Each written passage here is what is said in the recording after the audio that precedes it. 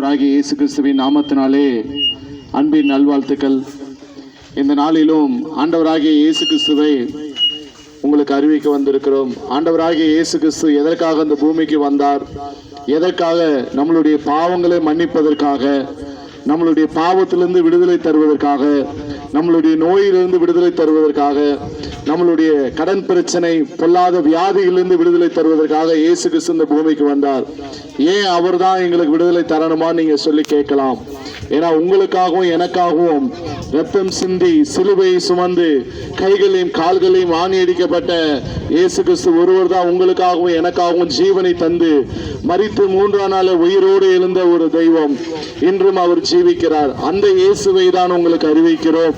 இந்த நாளிலும் கூட நீங்க ஒருவேளை கடன் பிரச்சனையில இருக்கலாம், ஒருவேளை மன கஷ்டத்துல இருக்கலாம், ஒருவேளை பண கஷ்டத்துல இருக்கலாம், சமாதானம் இல்லாமல் இருக்கலாம், சந்தோஷம் இல்லாமல் இருக்கலாம்.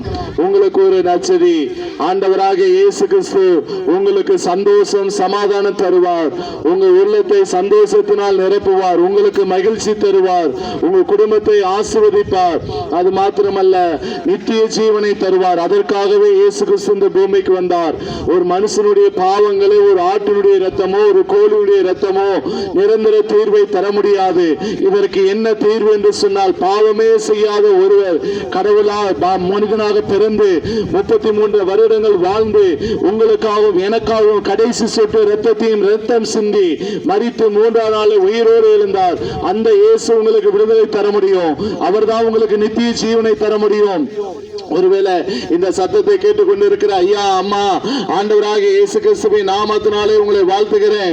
நீங்க எந்த இடத்துல என்ன பிரச்சனைனாலும் பரவாயில்ல, தாவீதின் குமாரனே எனக்கு உதவி செய்யும். ஒருவேளை இன்னும் திருமணமாகி குழந்தை இல்லாம இருக்கலாம், ஒருவேளை திருமண காரியங்கள் தடைகளாக இருக்கலாம், ஒருவேளை இன்னும் எங்களுக்கு கடன் பிரச்சனை இருக்குன்னு சொல்லலாம், ஒருவேளை ஏதோ ஒரு வியாதியினால நீங்க அகப்பட்டு கொண்டு இருக்கலாம்.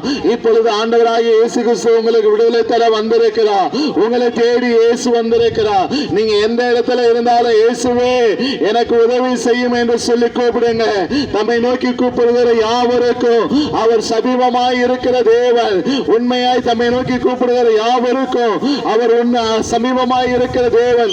ஒருவேளை வேலை இல்லாம இருக்கலாம், ஒருவேளை எந்த காரியத்திற்காக உங்களை வேதனைப்படுத்திக் கொண்டு இருக்கிறதோ அந்த காரியத்தை உங்க இருதயத்துல உங்க கைகளை வேர்த்து, ஏசப்பா எனக்கு உதவி செய்யுங்க, எனக்கு உதவி செய்யுங்க, எனக்கு பண காரியத்துல உதவி செய்யுங்க, எங்க வேலை காரியத்துல உதவி செய்யுங்க, எங்க குடும்பத்துல